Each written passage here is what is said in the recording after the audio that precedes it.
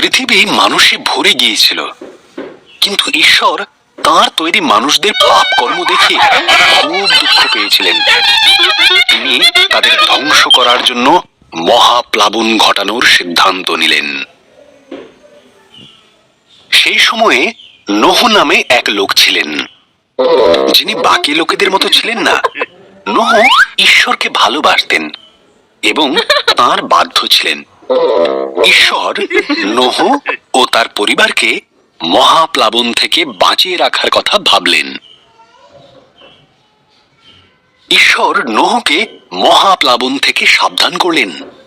তিনি নোহকে একটি বিশাল বড় জাহাজ তৈরি করতে বললেন, যার নিচু ছাদ থাকবে, 3টি তলা, 1টি জানালা ও 1টি দরজা থাকবে। নোহ ঈশ্বরের কথা মতন জাহাজটি তৈরি করলেন।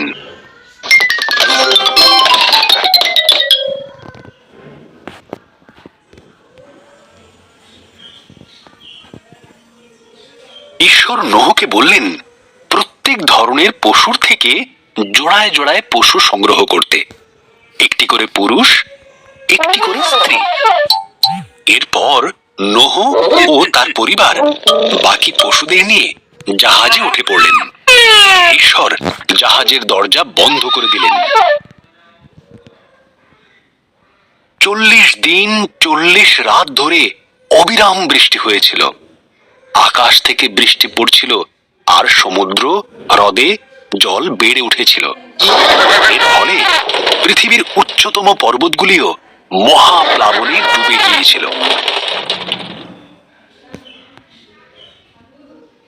এই অবস্থায় নোহ আর তার পরিবার ও অন্যান্য পশুরা জাহাজে নিরাপদে ছিল এবং তাদের জাহাজ মহাপ্লাবনে ভাসছিল।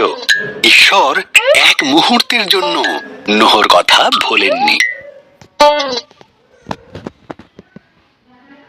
ঈশ্বর বাতাস পাঠালেন, জলের স্তর নেমে গেল, জাহাজটি আরারত পর্বতে থেমে গেল।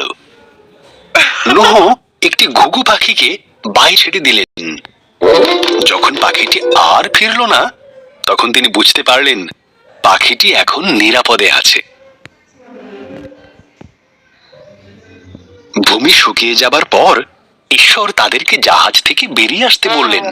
তিনি আকাশে প্রতিজ্ঞা স্বরূপ একটি মেঘধনু বানালেন, এই কারণে যে তিনি আর কখনো পৃথিবীতে মহাপ্লাবন আনবেন না।